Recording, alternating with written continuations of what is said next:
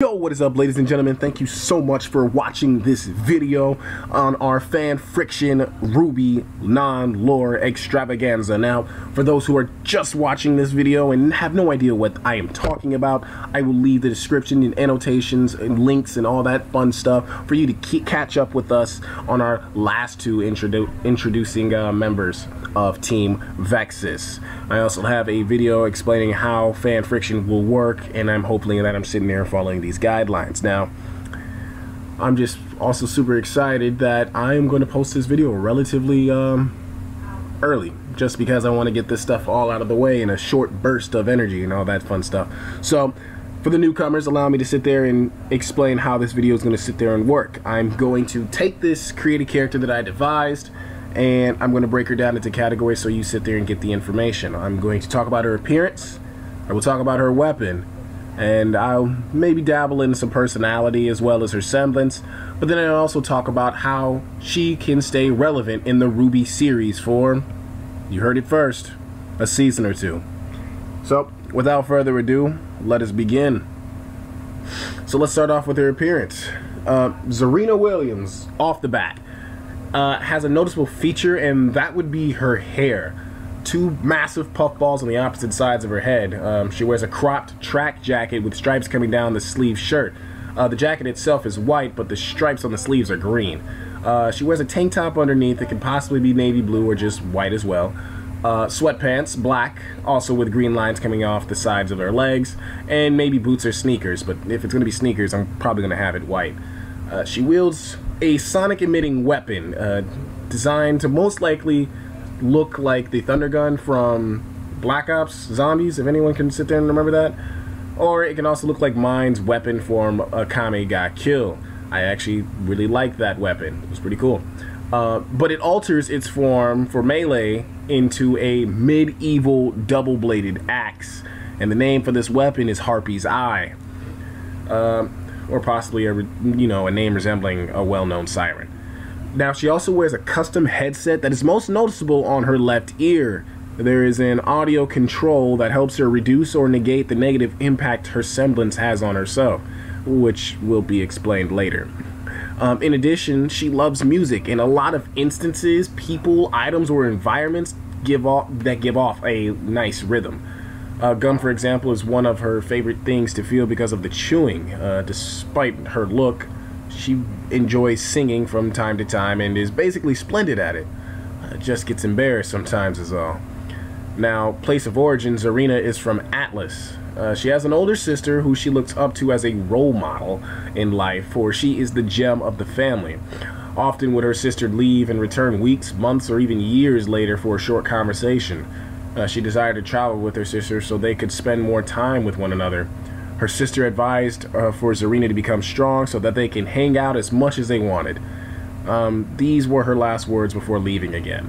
When the family asked when to expect the sister, she only replied with soon. Determined, Xerina wished to become the best, and when she got older, she worked hard to enter Atlas's top school. However, despite this, it was quite a struggle to get in to even qualify for the entrance exam.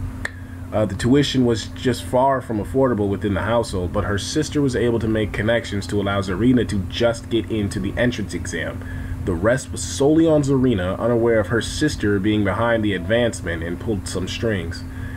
With it, she proved worthy of being accepted, and the school was honored to have her as a student. There, she encounters a foreigner named Esperanza. They become friends rather quickly, taking a liking to one another's outfits, attitudes, and rhythm. Soon to follow, the remaining two to make the team, Vivian Knight and Silver Lionheart. So, like I said, if you haven't sat there and watched my last videos, we do see Xerina at least talk to Esperanza when we were talking about her in our last video.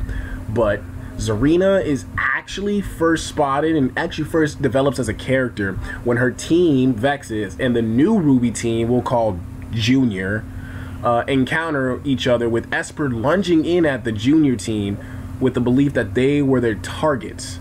And instead of talking, she wastes no time to get excited in fighting them because there's no need for talk. After an epic battle scene of members clashing steel, Silver comes to the conclusion by recalling the note and going off observation that these four were in fact not the people they thought they were. Now apologies are sent flying as Esper explains that the intel was already poor since they were expecting contact hours ago. The teams then begin to head towards Vale, but not after going to a restaurant because Vivian believed, and Xerina heard, that they were all hungry. It was on Vivian, of course. As they casually sat there, they began exchanging conversations, words of sorts, of who they were, why come to Vale, etc. From here, we learned that only Xerina and Silver were planning to watch the tournament, but for different reasons. While Silver just wanted to get away from the Kingdom Atlas, Xerina planned to see her sister. Of course, Ruby and the others wondered if her sister made it out, and Xerina reassures them that her sister is one of the strongest. Now, I'm just sat there and I have dialogue between everyone, so you can sit there and see Xerina's true colors, motives, and all that stuff, and her connection to the story in general. And for that, I will not sit there and read it. Pause it if you must to keep up, because I'm gonna be honest, my voice is gonna butcher this. And we're back. That's how much I will reveal with her at the moment. She's connected by her sister's demise and search for her sister's killer, who is known as Cinder. I believe this scene can go in many directions, but I also believe that I might need to space some of the reveal out for suspense. However, RWBY is a, 12-minute animated show, so unless people wish to wait a whole week for this suspense, which actually I think they will, so never mind. Xerina will forgive and apologize to Jean, for it was not his fault. She was deeply fond of her sister and only wished to become stronger to one day reunite with her and travel alongside her.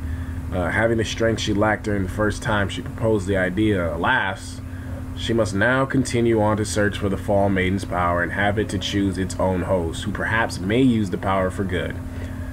Well, I believe since it is late at this time that I will end it here for our little siren, and move to our last but not least character to complete the team, Silver Lionheart.